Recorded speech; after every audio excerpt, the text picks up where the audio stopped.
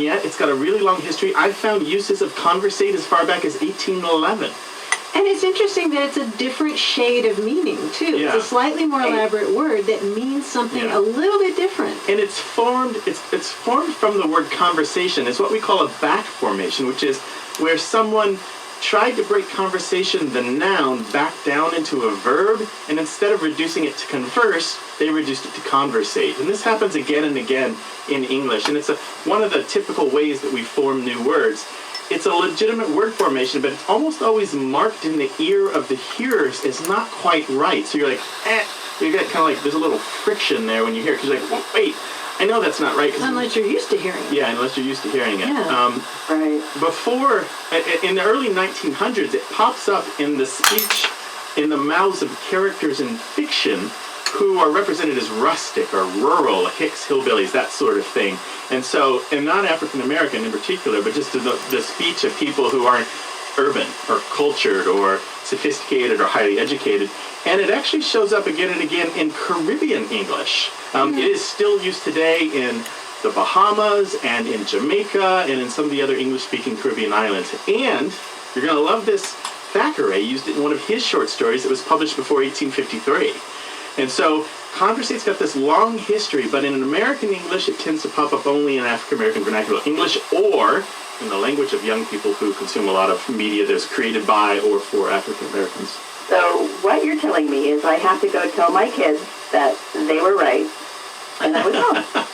Well, what you can say, though, you can say that, yes, that's a good parental thing to do. That's what I want to hear. But I would also say, you got to realize that some people are going to judge you if you use that word. It's not the kind of word you want to use, say, to a person of authority. So don't use it in an interview, but you can use it with your friends when you're ready to go out and conversate. Perfect. So, Lisa, maybe you go and slap them on the back and, say, let's conversate about this. I was going to say, the best way the parent can stop their kids from using a word or a particular part of language is to use that. Using it yourself? Yeah, and then they'll cringe and they'll back away from it and stop using it because you've, intruded upon their territory. There's a thought.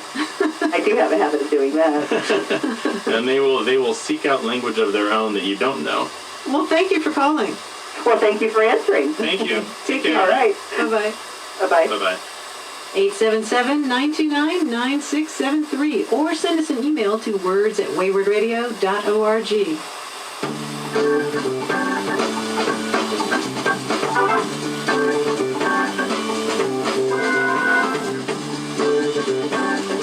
Grant, as you know, I spoke at an Audubon Society event recently. Yes. And one of the things I mentioned that caused aha moments for a lot of people was I was talking about the Latin word for flock, like a flock of birds, which is grex, G-R-E-X. And the stem of that word is G-R-E-G. And we see that in a whole lot of English words. Like gregarious? Like gregarious, yes. Like congregate. Aggregation? Aggregation. And I love this one, egregious. Ooh. Egregious is somebody who literally stands out from the flock. Because E is a separating word. Yeah, It's a yeah, negative. it's like X, yeah. All from those bird words. Every week, more evidence from you that I should have studied more etymology. You do that all the time. Call us 877-929-9673 or email us words@waywardradio.org. Hello, you have a way with words. Hi there, this is Cian calling from Dublin, Ireland. Hi, Cian from Dublin, welcome. Hi, Cian, welcome to the show. How can we help? Thanks, guys. I just had a quick query about a phrase. I hear it all the time on television over here. It's being at 6s and 7s. What does that mean when you hear that? What are they saying? So normally you'd hear from sportscasters if they're commentating on, soccer or rugby or something. The context would sort of mean that, the defense is a bit disorganized, muddled, sort of all over the place. And you use this yourself?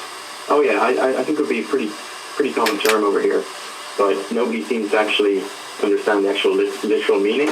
But everyone, understands what it means just through context. Martha, do you use this to say you're at 6s? Every once in a while.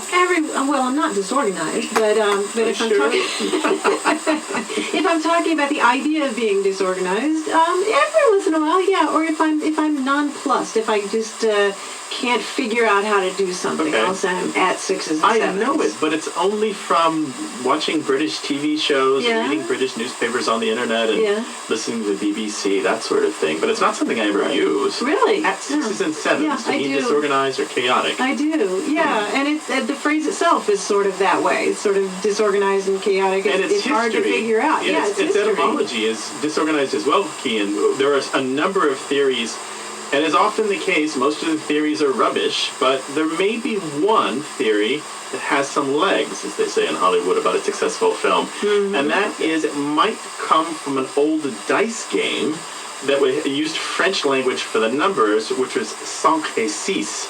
And it was misunderstood in English as sixes and sevens. Mm-hmm. And you wanted to get or didn't want to get a certain combination on your dice rolls. And therefore, if you got the wrong combination, you were at sixes and sevens. It's vaguely like the modern day craps. Yeah, You know, that that particular combination was the most risky Yeah. for throwing dice. Yeah, and it was called hazard, which is also the root of our English word hazard, Yes, which is very interesting. yes, Comes from that goes all dice the way game. back to Arabic. Yeah. Arabic, oh, very nice, Yeah. very interesting. So it's probable, all of the best etymological resources, the ones that we trust, the Michael Quinion there in the UK,